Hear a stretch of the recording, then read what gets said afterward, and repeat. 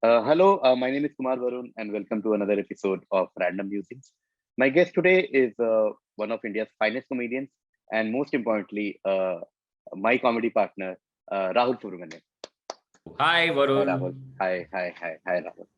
Hi. Firstly, congratulations on this new series that you're doing. I hope it does better than even you imagined. And I can't wait for people to see it. So I already know how awesome this is going to be. Congratulations and all the best, buddy. Thank you, Rahul. Thank you. Let's head straight into our conversation today. Okay. One thing which I like, you're the only stand-up comedian, to be honest, whose all videos I've seen for obvious reason because we review it together because it goes on our channel. I've seen all your videos. I've seen your special Kal Main Udega, which is on Amazon Prime. I've also seen your content, which is yet to go out in public.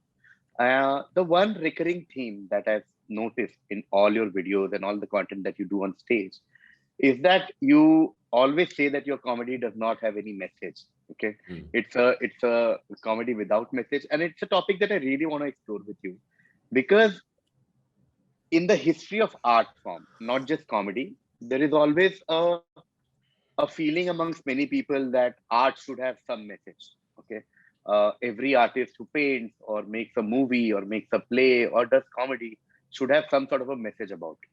Okay, but of course, there is also a school of thought that does not agree with this. I've read a lot of directors talk about things like, "Hey, it's a movie and it is supposed to entertain and not necessarily give a social message or raise an issue, etc., etc., etc." So my first question to you would be your thoughts on comedy or art in general, with message, without message. Should comedy have a message, or is it just okay to go out there and make people laugh? Should comedy have a message? No. Can comedy have a message? Yes. So what I'm trying to say is that I'm not I don't think people who do comedy with message, say like which is intertwined with activism or like putting across their point for the greater good, I think it's absolutely fine as long as that's what you want to do. See, comedy is a very honest art form. Like any art is there's like art is amazing when it's honest. Okay, the honesty is what brings out the best in art. And when I say honesty, I don't mean facts because then people will say, "Arey, your jokes don't have facts." You have said no. Obviously, there's a lot of exaggeration, and there is a lot of things which we say is just to make people laugh. Honesty is like coming from a place of what you really feel and how you really feel about things. So I used to get a lot of these messages initially, which used to trouble me, like on Instagram and stuff. Hey, why don't you do comedy on this topic? Why don't you raise awareness about this topic through your comedy? And I used to feel very boxed by that comment. I used to feel very restricted. I couldn't understand as to what is it that was troubling me for a long time. But I felt later after pondering upon it, I realized that no, why I don't like people or external forces controlling what I want to do. You know, there is a reason I love stand-up comedy is because not just because I love the art form I love telling jokes. It's also because I never thought this will happen in my life. So I was in a corporate job. I thought that's my life for the next how many ever years, like till I retire. And suddenly comedy came out of nowhere. And then I just realized the amount of freedom I had to express myself, which was nowhere close to what I had in my corporate job, because that I didn't vibe with that. I'm like, this, I had so much gratitude to comedy for that. And one of the best things about comedy is the freedom to express myself the way I am. Now, when I started reading all these messages, and of course these are messages, it's not like a mandate or it's no one, it's just how your brain works. When I started reading them, I started feeling like, no, why are you taking away this freedom of like my freedom to choose what kind of comedy I want to do, right? And that's when the thought process, like then what about it? Do I have responsibility and social responsibility? And this is what I came to. My first responsibility is towards my comedy. Only later then I can be responsible for other things. And there's no point if I'm not responsible towards and my responsibility towards my comedy is to be as genuine as possible, which means crack jokes which I find funny, crack jokes which I like telling. And that's it. So that's why the whole thing about the comedy with no message is more like me trying to take pressure off myself also, guys, this is my comedy, this is what I like doing. And then, so I am telling myself that I don't have the pressure to create a message. There are some wonderful comedians across the country and across the world who feel very strongly about issues, and not just they feel very strongly about issues, they feel that it is, they want to talk about it, and they use their art form. And I think it's absolutely, I think that's genuine too, and that's why comedy works for them also, because it's genuine, it comes from a place of honesty. Also, I think about when it comes to comedy with message, like any other thing, it's a choice. Like it's a choice that an artist can make in terms of what your art form has to convey or not. So I I don't make a lot of political jokes, because politics for me is very personal, in the sense I am way more interested in politics today than I was 10 years back. But I love discussing politics with people who I'm very close to, because it's an emotional discussion. Okay, this is what I want. That doesn't mean I will not do political jokes in future. That doesn't mean I will not do jokes which might have a message in future. The point is, whenever I do that, I hope it is genuine, in the sense at that point of time, either I feel about it strongly or it comes naturally to me. And anything that I force myself to do will not work, because that's what I've done all my life, be engineering, MBA, work after that. I've taken a route with the least obstruction in my life, without, so that it's not like I've done something because I wanted to. I've done what everyone was doing and stuff like that. So comedy is very different that way. So I want to keep it that way. So I might do jokes in future, but at this point of time, I don't feel strongly about it. When I started doing stand-up, what attracted me was, look, I'm telling jokes, I'm telling funny stuff, silly stuff, and I'm making people laugh. And that's it. That's the message. Okay, my comedy has a message. My comedy has a message. Laugh because it's amazing. So I would like to rest my case over there. Yeah. Wow. Wow. I think the biggest takeaway from that, of course, is that you're honest about what you're doing, and you have freedom to do what you want to do. Which brings me to my next topic, which is uh, the fact that we are also privileged in that sense as an art form, that we are allowed to do what we can do compared to most other jobs Yeah.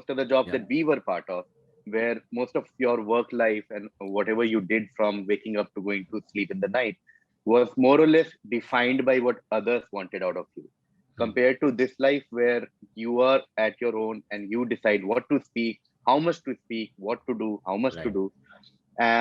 And obviously you love doing a subgenre, so to speak, of stand-up called crowd work.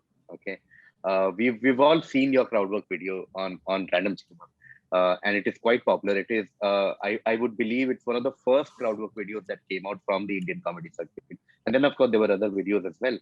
And what I have observed in my little understanding of comedy is that your crowd work is slightly different than most crowd work, because okay, let me take a step back and tell you where I'm coming from. Okay, when I started watching comedy, live comedy, good old days of Canvas Laugh Club in Mumbai, one of the things that every audience member had, and they still do, is that don't sit in the front row, because the comedian will talk to you and will make fun of you or will Yeah. insult you. Okay, some people enjoy that because they get the limelight. Some people are scared and they don't want to sit in the front row. Many stand-up videos I've seen from all over the world and India is where people talk and they make fun of a couple or of an old guy, of a young guy, which is funny because it's comedy. But I've seen in your crowd work, it's mostly conversation. So what I wanted to understand from you is, what does crowd work mean for you? Or how would you explain crowd work comedy to someone who does not understand, for example, comedy at all? And what is your approach towards crowd work? The essence of crowd work is that the comedy is created by you interacting with the audience who love you, in most cases, who have come here to enjoy, either love you or love comedy or love both. And you both are creating something together about which you both have no idea. And that's the beauty of crowd work. And that's why crowd work comedy, like when you watch crowd work comedy, you are way more liberal when it comes to the kind of jokes that you laugh at, because it comes with the context that it's been created on the spot.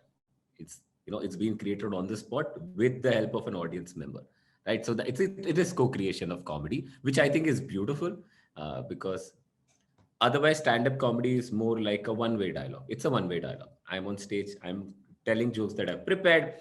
The audience is listening. As a silent audience member, they don't participate. So they are way more relaxed in that sense. They don't have the pressure, right? Which means that that's what they've signed up for, and they enjoy. So it's like everyone knows what's going to happen. There is no surprises. The only surprises in the form of jokes that I crack, which they have not heard. But in terms of involvement, that's it. But when it comes to crowd work comedy, they are part of it. Now it's exciting for some people, it's not exciting for some people, right? Like any other thing. So this is basically aimed at people who have fun doing that, who have fun being part of the process. I just wanted to ask you that even within crowd work, there are different types of crowd work comedy, so to speak.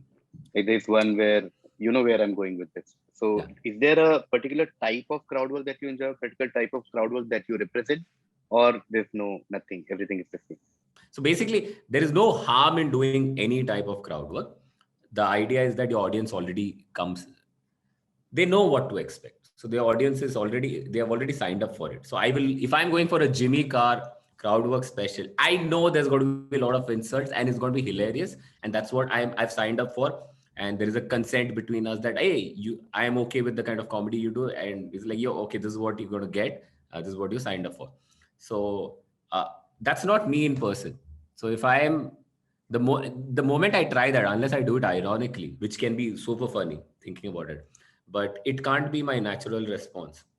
So my stand-up, my crowd work will obviously mirror my personality, the kind of person I am.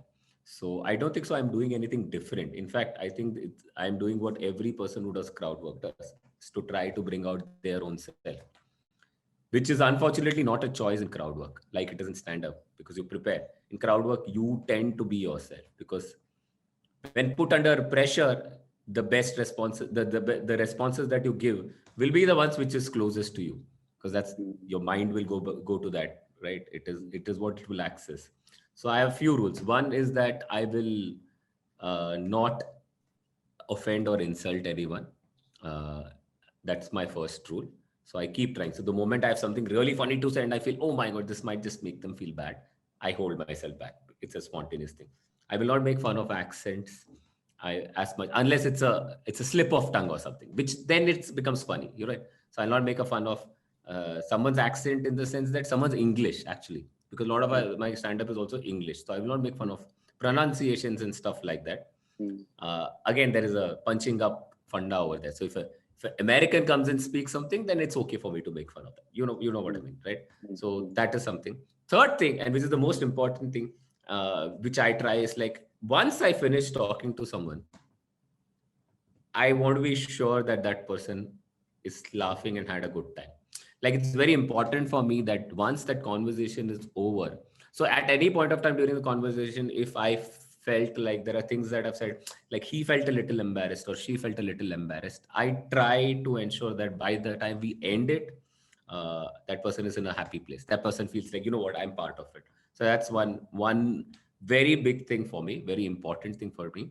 Sometimes I do it at the end of a conversation or during a conversation, or sometimes I do it at the end of the show. But my aim is to ensure that every person, because the person I speak to is the one giving me content. He or she is the main actor, or like he's the main person in the crowd work show. And because of that person, so many people are laughing. So I feel it's a little unfair if that person goes back a little unhappy or disappointed. Again, so these are all rules. Of course, it's one thing to have them and it's one thing to execute them perfectly. Yeah. So Mike, to answer your question in short, my crowd work is a representation of who I am as a person, which is also not a perfect person. Hence, I need to have rules to ensure that I bring out myself in crowd work, but also ensure that I don't say something which I would regret later. Yeah.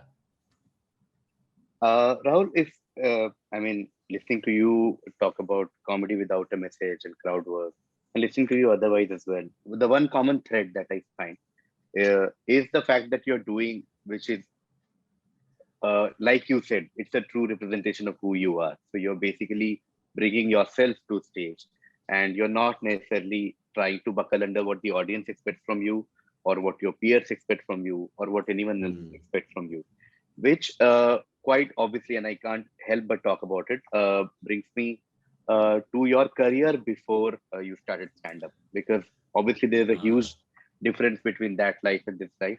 And one question that I would ask most guests here is where I necessarily, as the host of the show, also become the audience and sort of see like what are the kind of messages that we get very often.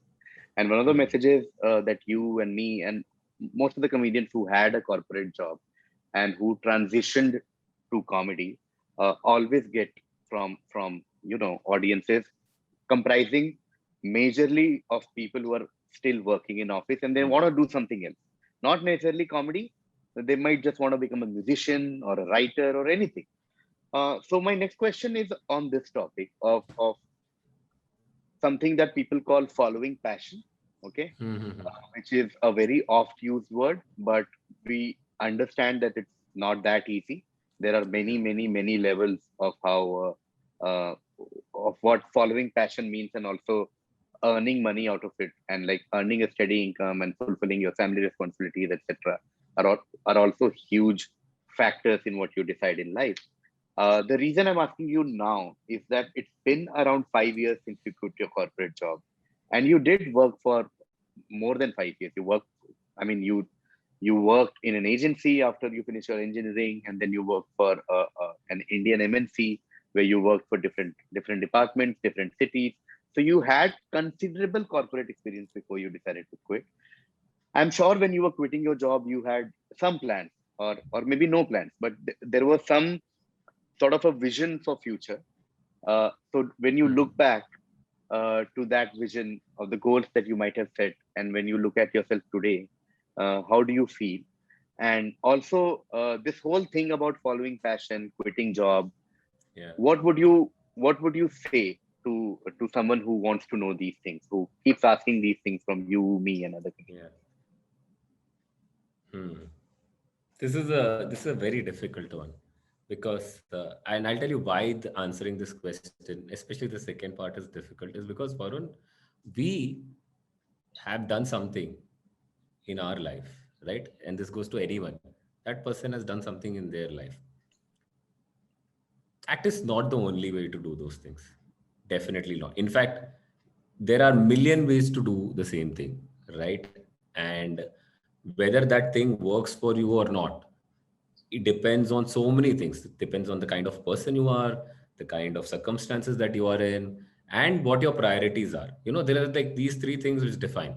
So for the moment anyone, like the moment I say, I give advice or suggestion to someone on the basis of my set of circumstances, my priorities, and like what I have gone through, it is not right, because a lot of people might not have the same thing and they will be like, "Arey, this doesn't work for me. How can you say that?" Okay, so I will just talk about what I did. Okay, and my advice to anyone who asks me is figure out your own way. That's the only suggestion. Figure out your own way. There is no right or wrong. It's all an experience, and your experience is what your experience is what will make you take better decisions in future, right? And that's what you have to do. As far as I am concerned, also, like we are comedians right now, but are we successful comedians? It's such a throwaway term. No, Mm, Arey, you did a corporate job, now look at you. Are you a successful comedian? What's success? Tomorrow everything can shut suddenly, like tomorrow. And I'm not even talking about things like pandemic and stuff like that. A comedian's shelf life is as long as people find them funny. It can just go away tomorrow. And mm, I myself don't feel funny all the time. mm, Not on all days. There are times on stage I don't find myself funny. And we know these are phases. There are phases when you find, when you come with really funny stuff, and you don't. It can all go away at any point of time, right? Art is such a field. So what is success? Again, success, are you successful or not, is always a personal question. How I started doing stand up, when I quit, What were the questions in my mind? So now this is completely my journey. There is again a disclaimer. It's not the right way to do thing, or it's not the only way to do thing. It's the way I did it for whatever reasons. So when I quit, so I was already doing stand-up for 2 years along with my job, and it started off as good. So anyways, let's not go. I've talked about that a lot. But when I quit, I had a few things in mind. So I quit 6 months later than what I wanted to. So I had this in my mind for a long time. I should quit. I should quit. I should quit. And the main reason was that I was not enjoying my work at all. I was feeling very out of place there. And the reason I was feeling very out of place was I was also doing something else after my work, which I was feeling so much connected to. It just felt like I'm stuck in the wrong marriage. It just felt like that. That was the only reason. There was no thought about finances, career, success, and all that. So this is why I wanted to quit for a long time, because I was feeling very uncomfortable. So I had this in my, I should quit. I should quit. Now, this is not enough for me to quit, because then the other aspects come. Okay, what if I quit? पैसे कहाँ से आएंगे? इतना अच्छा job है. MBA का job है. It's paying very well. You know, MBA job, we are very decently paid. And the career is secure for a long time. Even as a moderate performer, it's secure. You know, you don't have to be an extraordinary. It's pretty secure. So how to leave all that, enter into something which you have no idea if it has future or not. You have no idea whether you have future or not. So this is what stopped me for over 6 months. So it was too much discomfort. Every day I used to go to office and I used to feel like, kya kar raha hu main? You know, there's this, and then which also resulted in me in being not fair to the company that I was working for. So I made a rule again. So I think there are certain mental rules I make. My rule was, the moment I start earning 60% of what I earn from my job, from stand-up comedy. So 60% of my corporate salary, if it comes from stand-up, I will quit. My mental calculation was 60% of my current salary is enough for me. If I have a job which I love, then it's the best thing. Okay? And that was success for me. That was my measure of success. Like, if I'm able to earn 60% of what I'm earning right now and just do comedy, that is success. That was success for me. Unfortunately, it never came. 6 months I waited. I could never earn because I was earning way too much in my corporate. Yeah. I was earning a lot, and comedy was not giving me that.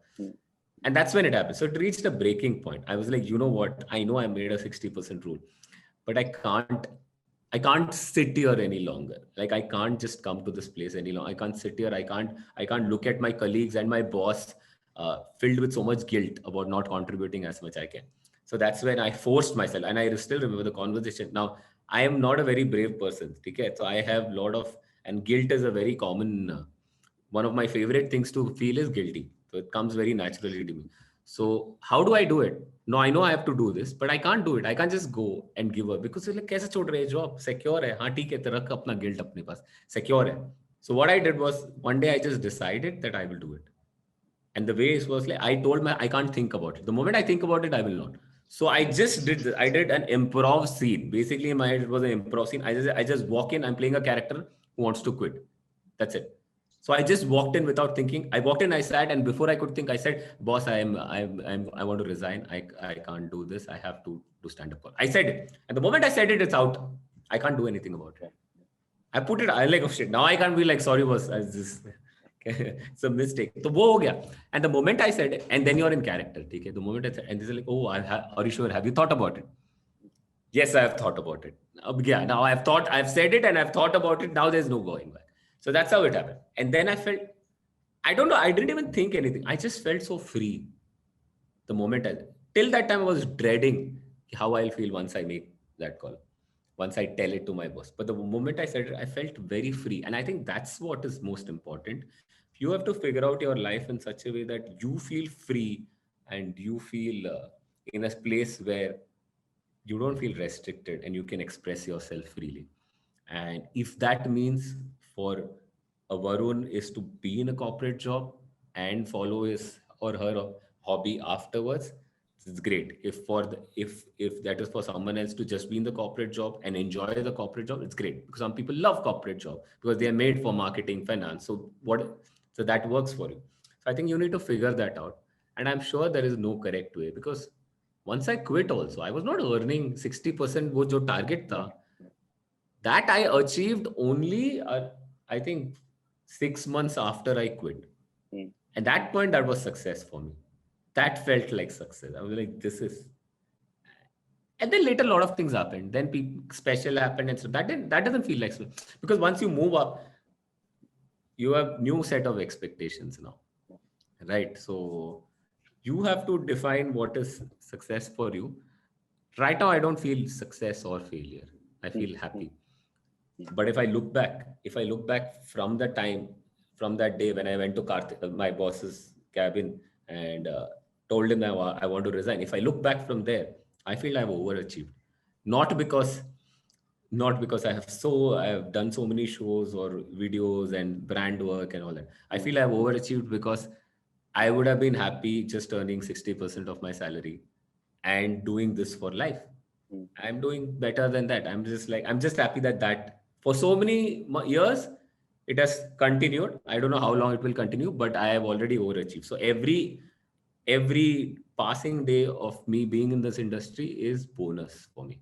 So it depends on your circumstances, your priorities, and what you are as a person. So Yeah, that's my favorite thing about what you said is whenever someone asks for any advice or recommendation in life, that's always the way to go. Like, I need to know a lot more about you to give you any yeah, advice.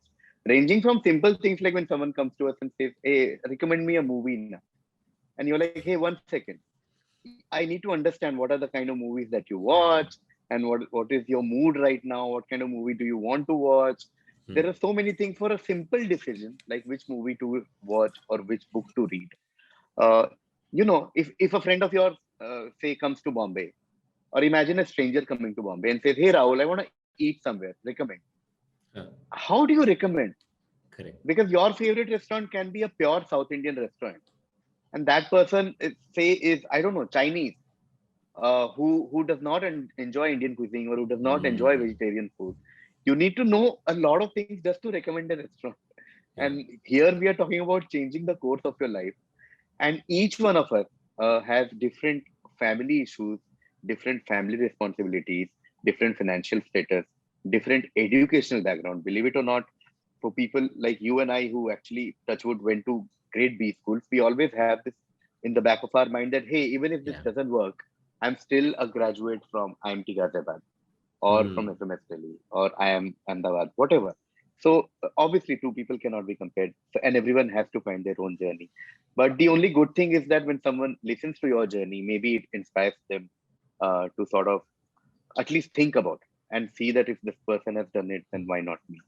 Uh, and of course, which brings me to our next topic, which is since the moment you were talking about quitting job, etc. Obviously, I've been a part of that journey. And one of the first things that connected the two of us was our love for the same football club, Liverpool Football Club. Hmm. And I'm so thankful that that conversation happened, Rahul. And I've never told you, but a lot of times I think that most of our other sports choices are completely opposite. I'm just so Yes. thankful that our first discussion was about Liverpool Football Club Yeah. because you like Rafael Nadal, I like Roger Federer. You Federal. like Barcelona, I like Madrid. Hmm. Okay. There are just so many, differences. You like Messi, I like Ronaldo. Thank God we did not talk about any of these, and we Correct. talked about Liverpool Football Club, which is our common love. But I'm not here to talk about Liverpool. I've seen in you that you watch a lot of sports. You watch football, you watch tennis, and you don't just watch, you also play. I mean, of course, pre-pandemic, you used to play football regularly. You also played football in your B school and in your engineering Yeah. college and in your society, like uh, in your childhood, etc. I want to understand from you as to what has been the impact of sports in your life, watching, playing, etc., etc. Because I haven't, honestly. It's coming. It's a very individual question where I've never played sports. I have watched a lot of sports. I've been a huge Hmm. cricket and football fan, but it has helped me in some ways. But I really want to understand from you as to what has been impact of sports in your life overall. Hmm. So if I have to pick out like I like everyone has probably 2 or 3 things which they're really passionate about, which means it like these are topics that crosses their mind at least once or twice every day, right? And I think it's very important to have s- at least a few things. Like everyone should have at least few things in their life which they're very passionate about. I think that gives some purpose to their life, right? It can't. So for me, it's right now, if you see comedy, it's sports, not all sports, the kind of certain sports that I watch. So these are things. Look, if you find me not doing anything at any point of time, I'm just sitting. There are high chances I would be reading something about football or like some sports or something. That's my thing. Like some people like reading, some people like singing music. But it's very important to have that. For me, sports has been very integral part of my life since childhood. And there are 2 reasons for that, 2 big reasons. One is my dad. My dad is a huge sports lover. He's also extremely voracious reader. Yeah. I didn't pick that part from him. My brother Yeah. picked that part, and I Yeah. picked the sports part for him. He was a huge sports fan. So I remember ever since childhood. I started playing badminton when I was 5 because my dad used to play down, and then he used to teach me, and then we used to play. I remember as far as like the 1994 Football World Cup. Again, I had no idea about football at that point of time. Cricket was the only thing that was happening. My dad used to have charts prepared, from a newspaper cutting in which he'll keep updating results and stuff. He will, very meticulously he'll do that. Like, okay, first round, this guy won this, this team won against this. So he was very passionate about that. And looking at that, it just came to me. Tennis. I started watching tennis because my dad started watching, and my dad used to always explain stuff to me. Because he loves sports. He'd be like Jim Courier. Of course, it had a lot of his opinions also. It didn't matter. Like Jim Courier, no one can beat him. Ivan Lendl was a person who no one could beat. Now it's Jim Courier. And it's like, he used to like Steffi Graf. Like, Steffi Graf is amazing. So I used to like Steffi Graf. Things like that. So I've started watching sports from a very young age. And lot of kind of, so my dad would watch DD mein kuch bhi. He would watch any judo fighting se leke. I'm not even kidding. He'll just watch. He just loved watching sports. He would watch judo, ice skating, and he'll watch a lot of stuff. And he had this thing about whenever he watches a sport, he has to understand it quickly as to what. So that came into me from very, very young age. Second thing, where I grew up in Chembur in a place called Srinagar Colony, and I owe so much of my creative and sports inclination to that place because now in today's day, it is a small colony, 13 small buildings and very private, and there is a huge ground in between, right? So there are no it's like an enclosed place. There is no, you can't hear public transport, you can't hear buses and stuff. There is inside the place, it's just you guys. And we had such a brilliant sports culture. Like, we used to play, and the amount of sports that we used to play and play really well, in the sense that there were so many kids and so many people in our colony who used to play so well in so many sports that used to learn a lot of them. And there was a huge culture in Chembur of like competitions, like, oh, this colony versus that colony, so we'll send our best team, and then we supporters and stuff. And it was a dream to be part of that team, so we used to play. So there were so many sports I started playing because of that: cricket, football, volleyball, badminton. There was no tennis, but I used to watch a lot of tennis and stuff like that. So sports had become a very important part of my. There was no sports in my school. My school did not have a ground. There was no for sport in my school was running race, because that's what I used to call it. Yeah. Like things like that, potato race and running race, sack race. Those were the things which came under sport. There was no. So all my sports knowledge and sports inclination came from that. So bachpan se we have been playing, and it's like a proper. It's like a very क्या बोलते हैं सस्ता academy type. तो अगर हम लोग cricket खेल रहे हैं फॉर अ लॉन्ग टाइम, बच्चे लोग जब रहते हैं we can't play cricket, but we'll have to make the pitch. हमको रोलर घुमाना पड़ेगा, स्टंप्स पे ले आके रखना पड़ेगा, हाँ, टीम स्कोर कार्ड मेंटेन करना पड़ेगा, because that's what you will do, and then you will climb up the ladder when you get bet. So there were 2 pitches, once छोटे लोग बड़े लोग. तो छोटे लोग में if you do well you get selected. This were organically happening. तो कल से तू बड़े लोग के साथ खेलने, and it's be a big moment. And then we used to support when other teams used to come and play. We used to grow. So sports, I have loved sports always. I watch a lot of sports, not as much as my dad for sure in terms of variety, but I still watch badminton. My dad still follows badminton. He follows it, so he will call me. He will call me. Put Star Sports 2. There's this amazing match between Chen Hong and Mm, Lin Dan. mm, Chen Hong is, and he'll give me context also. You know, yeah, Lin yeah. Dan was the champion, but now Chen Hong is, and this is, I think Yeah. Chen Hong Mini. Chen Hong is Uh, number one, but Lin uh, Dan is still playing well. They won. He'll give context. Whoever wins gets mm, this Grand Prix mm, and whatever, mm, whatever. mm, mm, Formula One.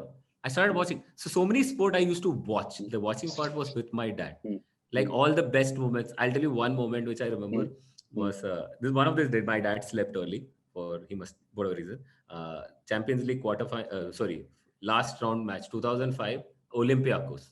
Like mm, mm. whoever wins goes to the knockout stage. You Yeah, can yeah, so, and Liverpool needed one goal, three yeah, goals in one half, and they are not scored three yeah, goals in the whole tournament till that. yeah. And एक goal आया दूसरा goal. And the final goal, Steven Gerrard, one of our favorite footballers, scored the screamer out of Mm, nowhere. And I just yelled, okay? I yeah, just yelled. yeah, My brother was sleeping there. He's not a yeah, fan. He got up and he got so angry. It's like, yeah, chill. He got angry, chill. And I couldn't explain to him what this means to. He got yeah. angry. He was shouting. Maybe, I don't know. There was fire. I don't know what. But it was an altercation. My dad got up.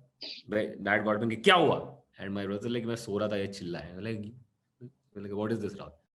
I just said Steven Gerrard's cold. Like 80th minute, and now they can go to the chapter. My dad was like, okay, I think this is completely acceptable. This is completely acceptable. Oh, oh, absolutely. I just that when you said the Gerard Olympiacos goal, it gave me goosebumps now. Yeah. So, and one of the biggest advantage, so to speak, of having passion in sports in life, and the way it helps you is, and I know you and I both do it, is whenever we feel, I don't know if stressed is the right word or nervous is the right word, but whenever we feel like some sort of nervousness or some you want to escape everything and you just want to be uplifted, Mm. a mood booster as some people call it, you just go on YouTube and do things like all Steven Gerrard goals, you know, Liverpool best goal. Yeah. Yeah, yeah. Hmm. Okay, so I don't know how I didn't even talk about it because I Yeah, was not speaking about specific sports persons as yeah, such. I was talking yeah, about my journey with it. yeah, But Sachin Tendulkar was my bachpan. yeah, And yeah, for so many, I know, and this is something which everyone does, but Sachin Tendulkar was, if I have to describe my childhood with one word, then Sachin Tendulkar will be right on top. yeah, Like cricket was so important, was such a important, and like you talked about feeling nerves at the young age of 7 8. I know that I used to feel nervous. Yeah, yeah, how will India do when yeah, Sachin is on 90s, will he, because you feel for that person. And I think that's so important in life, to have at least few things apart from what you're doing or yeah, your family and friends and stuff, few things which you have to feel for. And I yeah, think that is very important. So for me, sports is definitely something I feel a lot for. yeah, And I think it's a beautiful feeling to be nervous. You're yeah, nervous about something which doesn't affect your life in that sense, right? There's at no all. direct, oh yeah, you're like, oh shit, there's just 3 minutes left. Liverpool are one goal in ahead. I hope they don't concede a goal, and you're nervous for those 3 minutes. Yeah. You can't wait for those 3 minutes to end, Mm, right? mm, I think it's very important to have something in life, and for me, sports is right up there because it yeah. makes me feel something which I don't otherwise for anything. So true, so true. And that's why a lot of people who don't follow, for example, things like English Premier League or any foreign based sports, for example, and one of their arguments always is man, how are you guys? You're from Bhandup and Chembur, and you're supporting teams from Manchester and Liverpool. Like, क्या है तुम्हारी life में क्या effect पड़ रहा है? Correct. But you have to be a fan to understand the kind of impact it does on your life. Rahul, which brings me to the next topic, which in fact, first I will. You said something interesting in the middle, and I want to spend a minute about it. When you said your father was a voracious reader and a sports fanatic, and you took the sports part, and your brother took the reading part. Although there was no necessary Batwara in the family, but it just happened Correct. by default. And I've noticed that you never read, like you barely read. And Yeah. it's one of my personal mission to make you read more. And I gift you books. I try and give you message Yeah. books so you start reading. I gave you Hitchhiker, so I was like, comedy to padi loge Uh, aap. But but there is, I honestly also believe that it's completely fine if you don't read book in today's day and mm, age. Okay, because in today's day and age, there are multiple things where you can actually sort of learn things. We live in internet era where you can watch things, you can listen to things. So it's not like life में इतना भी वो stress uh, नहीं है if you don't really read a book. But reading is a good habit, and that's a different topic altogether. But do you want to talk about like why you never really read, or you don't enjoy reading, or are you planning to read? I've heard and I've seen that you have sort of developed a small reading yeah. habit of late.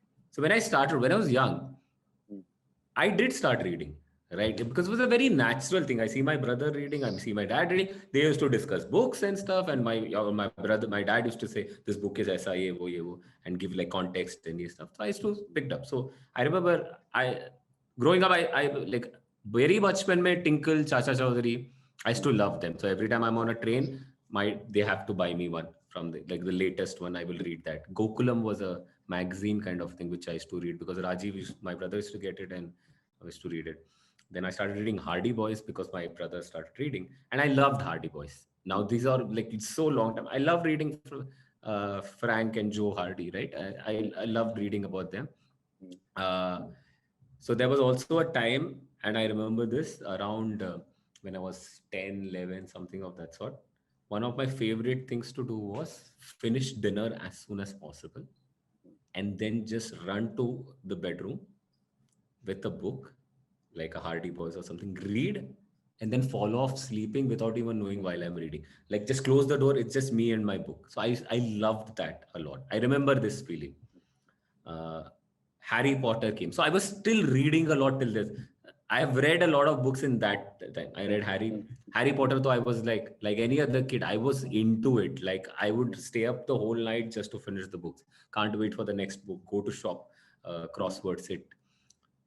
So it was there. I was never like extremely passionate, but I was like a good, decent reader. And also the whole thing about reading is good and stuff. And as a mm. kid, you want to do the good things. So that Yeah, also made me do that, right? yeah. Uh, I think something happened. I don't know what around the time I started engineering and stuff. I think I found a lot of other interests or Yeah, like yeah.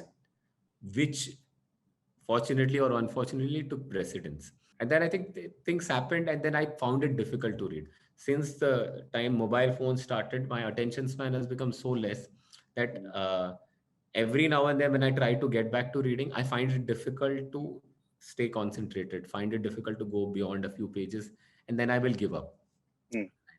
Which is a great thing about the 20s is that you don't feel bad about giving up something. Now in 30s, guilt, favorite thing. Yeah, So I've felt a lot of guilt in my 30s of like, why am I not reading? I should read more. There are so many books I have. There are so many books my brother has, my dad has. I can read more. But I've never taken it to reading. I've started, then there's Netflix and online shows mm, like pehle torrent karo, which no one should do. Bachpan mein someone had done it. So, and all those things, Prison Break, wo sab dekhna cha. yeah. And then a new thing started during my MBA. I was very interested in all of that. So reading like took a backseat, and I never realized that it has taken a backseat. In my 30s, I tried to get back to it, but I couldn't concentrate at all. Now, in my mid 30s, is when I'm trying to get back to reading, not because, yaar, kya maza aega. That is Mm, secondary, wo bhi hai, but it's more like what you said. It's a good habit. So at some level, I'm like, no, I need to read also to even give it a chance, whether I love it or not. So, yeah. and it's now or never type. So I have kind of restarted baby steps. I don't want to actually let me commit here now. So then, so you gave me the book Hitchhiker's Guide to Galaxy, and again, I know how you choose books. You're like so that at least it's easier, less pressure for me to start reading Mm, because it's a funny book. It's one of the legendary books ever written. So I finished that just 2 days back because I started reading only like 2 weeks back, and I've mm, noticed how. the amount I read has increased. Mm. The number of pages I read, which means I'm enjoying it, right? I read more. Now, the biggest problem for me is the moment I start, and this is with most things, be it me trying to meditate, be it me trying to be like, क्या बोलते हैं, off phone, Mm. whatever. The moment I do it, I enjoy it. But for me to start is a problem. Like Mm. I loved when I read. I love when I read, but for me to get it into the habit of reading every day, or like switching off the TV and reading, or keeping my mobile aside, it's a little challenge which I'm still working on. I Nice. love the idea of Rahul as someone who reads a lot, but I'm not there, and I am hoping that if I consciously read for say at least 2 months, Mm. then I would want. Then it is autopilot. Then I want to do it rather than I'm trying to do something. You know what I mean? Yeah. So. Yeah, glad that you talked about reading. Like everyone who asks me for advice, I just give them two advice whenever it comes to reading. One is read one page per day. That's it. But read Hmm. every day. Just read one page. One page. It will take 2 minutes. Read. And then it's up to that person. If it's interesting, he will obviously read more pages, or she would read for half an hour, 1 hour. But just read one page daily. Just read a page. And second thing is, if you don't like reading, start Hmm. reading things that you find interesting in otherwise. I'm talking about your other interest area. Hmm. For example, if I give you a book about an exciting match at French Open, you Yeah. will be invested, not just because it's a book, because you're like, oh man, this is going in tiebreaker. Oh, Hmm. clay में खेल रहा है तो ऐसा होगा. Yeah, this is a different than hard court or Yeah. grass court, and that is why you'll read reading and so on and so forth. Yeah, Rahul. Well, yeah, I have to say that, like one of my best phases of reading was when I went through a breakup before I Hmm. joined MBA. Okay? And there was like, at that point of time, I used to read because your interest in anything is so low. Yeah, Like there is no distraction in that sense. yeah. So I started reading, and I'll tell you what all I read at that point of time. It's like I read Fountainhead from Ayn Rand, which I connected so much, and it's a difficult book to read if you have not been reading, right? Also very Not thick. a Yeah, yeah, It's a thick book. It's an intense book, right? You can't just start like the Howard Rourke. The character itself yeah. is very. So I started. I read that. I read The Secret, and I watched The Mm, Secret because I was like, fine. So I read a couple of. I read Jonathan Livingston Seagull. mm, I was like mm, reading the. I read The Alchemist. So mm. all these books I read at that point of time. Tuesdays with Maury. All these intense books I read at that point. And then once life became better, again I was like, because my mind became free to do other things. Yeah, चलना ये खेलते हैं, चलना लोगों को मिलते हैं and stuff. Then it took a backseat. So I think the moment I need to have nothing else going in my head interesting for me to pick up reading. But yeah, let's see if we do this again, Varun, in a year's time. yeah, Hopefully by that time yeah, yeah. I'll advise people on how to pick up reading. For sure, for sure. But like you said, one cue that I picked from there is there's also what phase you are in life. Because what happens is there's a pattern in all the books that you said. All those books are very similar. All those books, Hope. The Secret, Alchemist, Fountainhead, Tuesdays with Nori are all books which sort of tell you that you can become a better person, or maybe you should focus on yourself. And post breakup, that is something that you enjoy reading. You're like, nahi yaar, Hmm. nahi, I can do better. No, no, no, no. There is a secret, and this girl, maybe Alchemist. Yeah, man, I'll follow my passion, etc., etc. So yeah, Rahul, you also talked about being in 30s and being in 20s and how life changes. Okay. Yeah. Being in 20, when we were in our 20s, life was very different. There were many things that we used to find very boring in life. Okay. Because the people who are a little elder than us they Hmm. always seem to be talking about these things. They would always talk about money and saving and investment, which was very boring. But one big thing that happens between like graduating to 30s from 20s is that supposedly boring things now become your life. Now you realize, oh Hmm. man, this maybe is boring, but this is really important. Okay. Yeah. And apart from money and investing, etc., one other thing is health and fitness. Okay. Because Hmm. there was a time when we didn't care about it. We used to drink whatever we wanted to, eat whatever we wanted to, no exercise, nothing, nothing, nothing. But I've seen in you that over the past quite some time, you have taken health and fitness very, very seriously. Again, Yeah. this is the topic. Health and fitness is something that we would never talk about if we were in 20s. But Correct. when you start growing old, you suddenly realize that okay, there is limitation to our body. We are not the same anymore. No matter how much you try, we age. And aging is a constant truth. Okay, you realize your body does not function the way it used to function earlier. When you drink, the hangovers start becoming different. When you do any physical activity, you start getting fatigue easily, etc., etc. And suddenly, health becomes so important to what Yeah. you eat or what you do. And yoga has been a very important part in your life. You've been practicing yoga very, very, very Yeah. dedicatedly over the past many months. So I just wanted your opinion on health, fitness in Hmm. general, because obviously this is a huge topic. People talk Yeah. about how a healthy mind resides in a healthy body, or longevity, and especially over the last year or so, because of pandemic, health has again sort of regained a very Yeah. important space in our conversation. I wanted your opinion on health, fitness, yoga, especially, and how it has Hmm. helped you as an individual or as an artist. So, firstly, let me correct you there. I am not very big into fitness because it'll be inappropriate for me to say that when there are people who are like really, really into fitness, you know. So, Yeah, let me yeah. just define as I am someone in my 30s who has taken more interest in fitness than I Mm, had taken, say, 10 years back, like yeah. way more. And this Mm, is something which I strongly want to continue. So mm, there is a strong feeling that I want to continue doing this. So that's why. So I'm definitely not, I'm not fitter than most people who are into fitness and stuff like that. But like this is comparison with where I was, like my outlook towards fitness. And like you mm, said, we used to never talk about it. mm. I used to think Domino's का सबसे बड़ा pizza कौन खा सकते हैं was a genuine competition you wanted Yeah, to win. Now I can't even think of like that cheese burst pizza. If I, oh my, I can't even. It's just like I can't yeah, think of even having it yeah, more than yeah, maybe one slice. You know what I yeah, mean? yeah, So yeah. it's a, so it's very so fit. See, insecurities है life में बहुत सारा, ठीक है? Mm, Uh, two on top of my head, my insecurities. One is how I look, and other is how fit I am. ये दो है. How I look में again it depends on your expectations with yourself. I had like for a long time my one insecurity has been my dark circles, okay?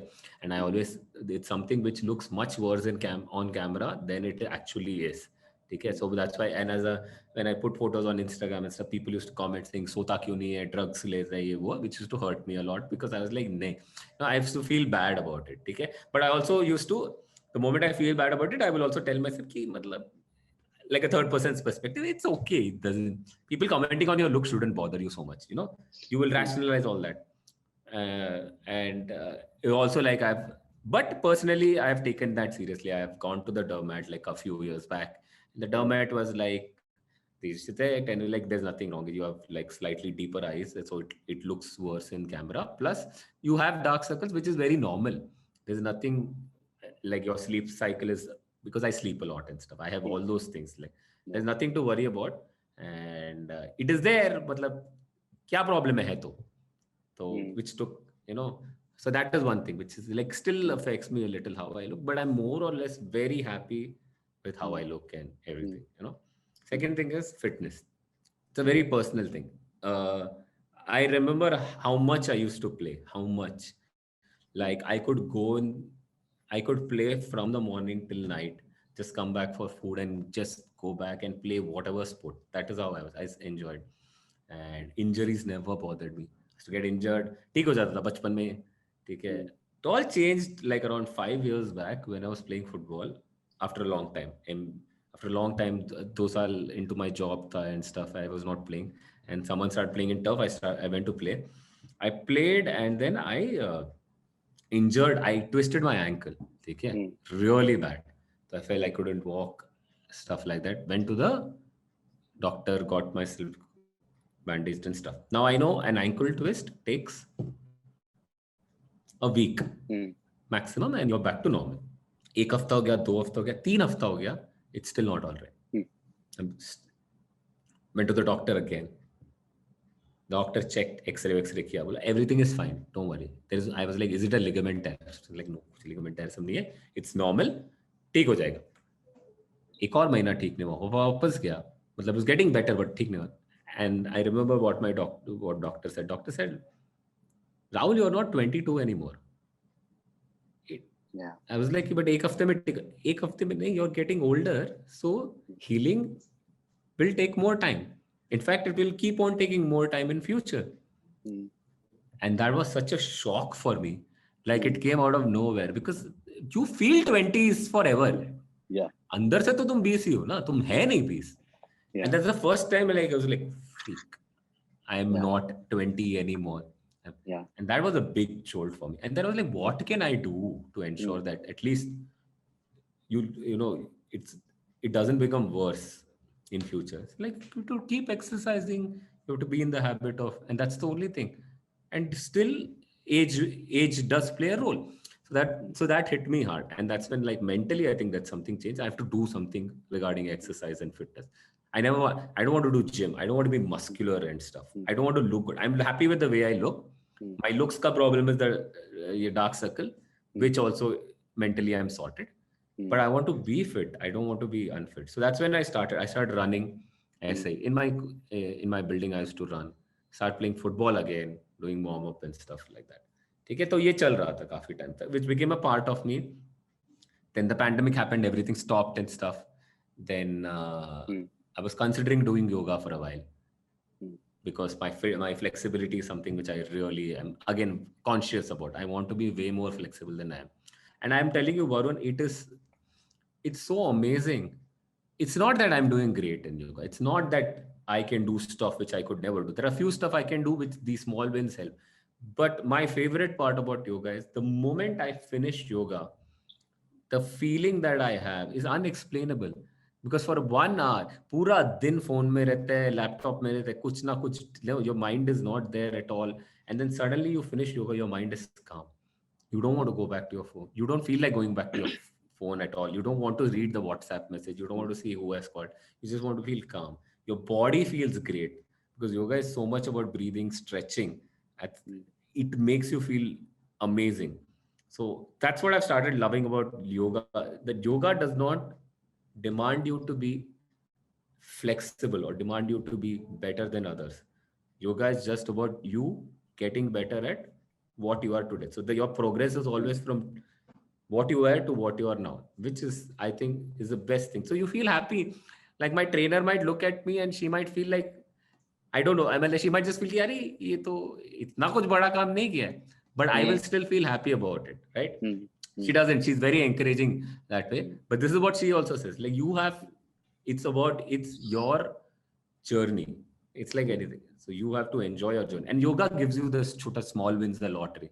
Like तुम एक हफ्ता करो, you'll see certain small wins. अरे आज मेरा हाथ यहाँ तक जा रहा था, आज एक और इंच जा रहा है. So when you see those small wins, it keeps you extremely motivated. And I hope I keep doing it till I'm 50. One day I look like Milind Soman. If I look like Milind Soman at the age of 50, Varun, if we look like Milind Soman at the age of 50, that is success, guys. That is success. Yeah, wonderful that you talked about it, because it's again back to what we said earlier, that it's all about habit and seeing those small changes within you. I mean, no matter how much you learn or read about others' story, etc., once you start doing it, maybe for 3 weeks or a month, anything, it might be yoga or even gym or running or reading, anything that gives you or your soul satisfaction, and you start seeing those small changes and small wins, like you said, it changes everything. Cool. Rahul, anything? Sorry, sir. Yeah, one more point about the small changes is that now that, again, there's where maturity comes, I think. Now when I put up, like, sometimes I put my yoga photos on my Insta story also. And then I'll get a lot of messages. Some of the messages from probably who do yoga a lot. They'll be like, no, this posture is not correct. You need your back nets to bend a little more and stuff. And I'm like, I know, I'm not an expert, right? And it does, that's the whole thing, right? When people say, I'm like, no, I'm just interested in how I'm improving, right? And I know my journey, and that's all that I require for happiness. I want to know that I am doing better than what I was. It's not a showcase of this is perfectionism. you know. Yeah. And I think that's something which we all need to learn to enjoy your own success. No, Yeah. your success is not for others to enjoy, right? Because everyone will have a different definition of success. So the moment, like you have tried to get me into reading a lot, I also am very happy when you start doing any exercise. Yeah. I know Yeah. that Yeah. I've come to your place and we have tried to do, and I'm like, chalo bhagte hain, let's do Yeah. some running and stuff like that. So Yeah. Yeah. One day, Rahul. Okay, Rahul, which brings me to the fun part of the show, which is rapid fire round. There's only one rule: you are not allowed to think. Okay. I'm sure when you think there'll be different answer, but whatever is on top of your mind, you'll say that, and then we'll go back to your answer in case you need to elaborate, but not more than one or two lines to every ठीक answer. है. Okay. Cool. Are you ready? Yes, Okay. Your favorite Indian comedy special. Kanan Gills, keep it real. Best thing about Random Chicky Bum. No pressure. Worst thing about Random Chicky Bum. No pressure. Best day of your life. My birthday last year, 2020, Lowest point of your life. when I went through a breakup. One thing you regret as a comedian. Of not being more adventurous and not, yeah, not being more adventurous. One thing you are proud of as a comedian. I am living life as per my terms. Best thing about being a Tamilian. The food, Favorite TV show of all time. office, One video of yours you will always recommend. ये crowd work special one, not special, Nice. Bangalore one. Done. Wow. Very Done nice. already. No controversial question, nothing, very simple. I'll quickly go back to your answer in case you want to add one or two lines to anything.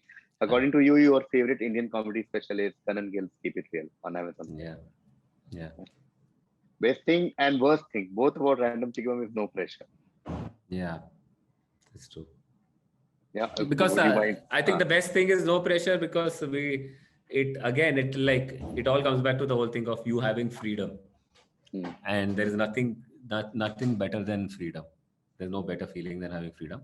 The worst thing, that's why there's no pressure. We don't pressurize each other to do stuff. We don't pressurize each other. हम कुछ तो करते हैं channel में और Instagram में ये. We have a policy of like, मन कर रहे तो करेंगे, नहीं कर रहे तो नहीं करेंगे, which is like top priority. Yeah. Like that's the superseding rule over everything else. यार ये interesting है, करते हैं यार, लेकिन आज मेरा मन नहीं है. Will is a very legit reason saying ठीक है. Yeah. So which is because of that we don't put any pressure. We also I'm saying don't create more awesome content or do stuff that we would love to do, because we are a little lazy. Yeah. Got it. You said best day of your life was birthday in 2020. Yeah, so I don't think so. That's the best day of my life, but No, that's the but first yeah. thing that came, because that was last birthday. I was the best. What I loved about it, I was not very excited about it because it was a birthday in lockdown, and every day we were doing all the work, like झाड़ू से लेकर बर्तन लेकर कपड़ा करके and then cooking करके, lot of things which I've not done in life before. So like cooking and all I've never done. So do all of that, and every day was a lot of work. On my birthday, I was told my birthday gift is I don't have to do any work. And I just remember that I never felt that a lockdown birthday can feel special, but just the fact that I was not expected to do any work, I felt so happy that day. I felt pampered, and I felt like royalty at that point of time. So I remember enjoying that birthday a lot. I was like, nahi khatam ho, right? And I just didn't want that day to end. Yeah. This is lowest point of your life was your breakup. उस पे तो आपने Yeah. you made an entire video about it. Yeah, that's the first time after for a long time I don't remember me feeling low at all. And this is the first time, like बचपन में रोया होया रहेगा, but first time I felt like heartbroken. Like it felt, when you feel your chest is heavy. So that's probably the first memory of that. And it was extremely intense and it lasted for a while.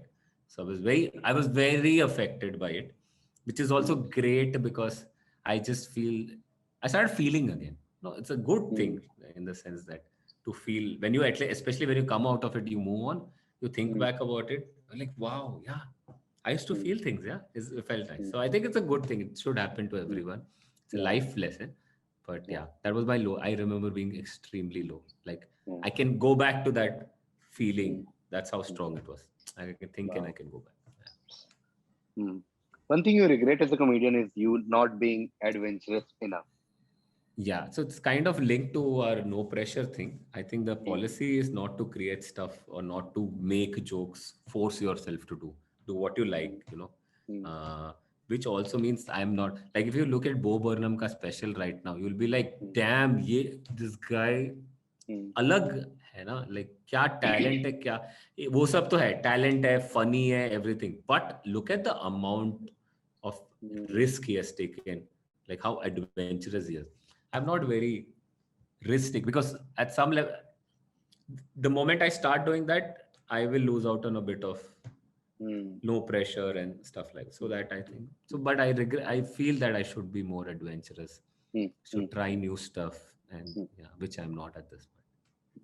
One thing you're proud of as a comedian is living on your own terms, which we discussed earlier as well today. Best thing about being a Tamilian is the food. I don't think there's any doubt about it. It's one of my favorite cuisines as well.